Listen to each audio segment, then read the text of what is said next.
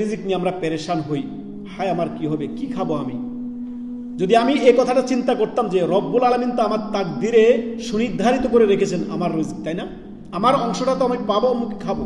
আল্লাহ বলছেন অফিস সামাই রিজকুকুম ওমা তুআদুন, আসমানে রিজিক রয়েছে। আসমানে রিজিক রয়েছে মানে কি? আল্লাহ তাআলা কি বললেন? ফাকুল তুস্তাগফিরু রাব্বাকুম ইন্নাহু কানা গাফফারা ইউরসিলিস সামাআ আলাইকুম মিদরারা। তোমরা আল্লাহর কাছে তওবা করে ফিরে আসো, ক্ষমা চাও, আল্লাহ আসমান থেকে মুষলধারে বৃষ্টি দিবেন। বৃষ্টি কোথা থেকে আসে? বৃষ্টি রিজিক না? বৃষ্টি যদি না হয়, অনাবৃষ্টি হলে জমিনগুলো কি হয়ে যাবে? ফেটে যাবে। কোনো ফল ফলাদি হবে? ফসল হবে? সুবহানাল্লাহ। রিজিক বলতে আমরা কি বুঝি? আল্লাহ যে আপনাকে সুস্থতা দিয়েছেন, এটা রিজিক না? আল্লাহ যে আপনাকে এত সুন্দর সন্তান সন্ততি দিয়েছেন, এটা রিজিক না? আল্লাহ যে আপনাকে আপনার স্ত্রী দিয়েছেন, এটা রিজিক না?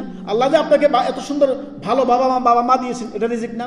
আল্লাহ যে আপনাকে সার্বিক নিয়ামতের মধ্যে রেখেছেন, খাওয়াচ্ছেন, পড়াচ্ছেন, সবকিছুই তো আল্লাহর। আপনার কি আছে? এই জীবনটা আপনার, এই জীবনটা আপনার, জীবনটাও আল্লাহ। কুল ইন্না সলাতি ওয়া নুসুকি ওয়া মাহিয়া ওয়া মামাতি লিল্লাহি রাব্বিল আলামিন। হে নবী, আপনি বলুন, নিশ্চয় আমার সালাত, আমার কুরবানি, আমার জীবন, আমার মরণ লিল্লাহি রাব্বিল আলামিন, একমাত্র কার? আল্লাহ। সুবহানাল্লাহ। আপনার নিজের কিছুই নেই। এত রিজিকের মধ্যে থেকেও, এত নিয়ামতের মধ্যে থেকেও বলতেছেন হায় হুতাশ, হায় আমাকে দিল না, হায় আমাকে দিল না। অতএব